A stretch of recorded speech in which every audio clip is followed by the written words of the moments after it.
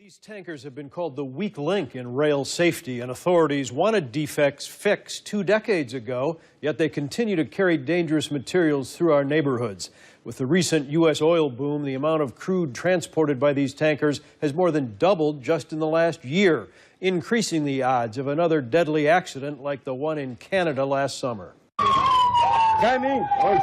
July 6th, Lac Mégantic, Quebec. 72 tanker cars carrying crude oil derail. 47 people perish. There have been many people saying for a long time that those cars should simply not be carrying the kind of hazardous cargo that they are, because they are rigid, they are prone to derailment, and when they derail, they are prone to puncture. For decades, U.S. safety investigators found fault with these tank cars known as DOT-111s and recommended fixes to make them safer. This 1991 report by the National Transportation Safety Board examined 45 rail accidents and cites DOT-111s as inadequate to safely transport hazardous materials such as crude and ethanol. According to the report, the liquids would not have leaked or caught fire if the derailed tank cars had been better equipped.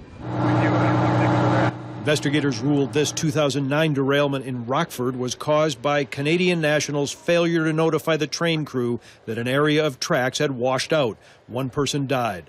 The 2012 NTSB report on Rockford restated inadequate design of the DOT-111 tank cars is blamed for the catastrophic loss of hazardous materials during the derailment. The shields on either end of the car are not strong enough and they're not thick enough so that when the train derails and the cars start rear-ending each other, couples are piercing the end of the tank car. One change that came out of the Rockford derailment, the 111 model tank cars built after 2011 do have safety design improvements recommended by the NTSB. That may account for 25% of the cars that are running currently. The rest of those DOT-111s that are out there that are carrying ever-increasing numbers of crude oil are the defective ones. Karen Darch, village president of Barrington, part of a group petitioning the government to safety retrofit older tank cars at an estimated cost of more than $1 billion. Darch testified at a public hearing in Washington late August. Federal regulators really owed it to the folks in the country to look at this issue seriously and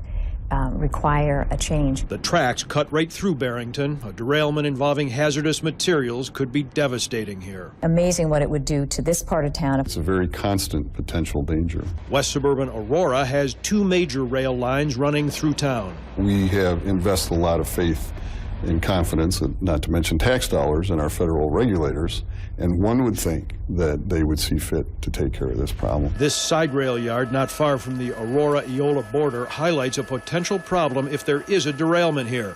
Not far from the tracks is a propane gas company. There is a weak link here, and that is the DOT-111 tank car that can rupture. Fixing the more than 70,000 tankers would slow down the sale of crude oil. These cars shouldn't be carrying this cargo until they're retrofitted. And if that means there won't be as many cars in service, so be it. Government rail safety agencies turned down the I-Team's request for interviews, but in this statement, one says, "We continuously review and revise safety standards to ensure the safe transport of people and freight." The Association of American Railroads points out that 99.9% of all rail hazmat shipments reach their destinations without spilling any dangerous liquids. But it's the fraction that keeps Barrington Village President Darch up at night. Known defects, known problem. It's time for a regulatory change. Engineers carry a paper list of what the rail cars are carrying. The government is being asked to require electronic versions, so emergency crews immediately will know what they're dealing with if there's an accident. Regulators are also considering new rules to make tankers safer. Public comments on both issues are being accepted until Tuesday. At abc7chicago.com, we put a link if people want to make a comment to the Department of Transportation. All right, good. Thanks, Chuck.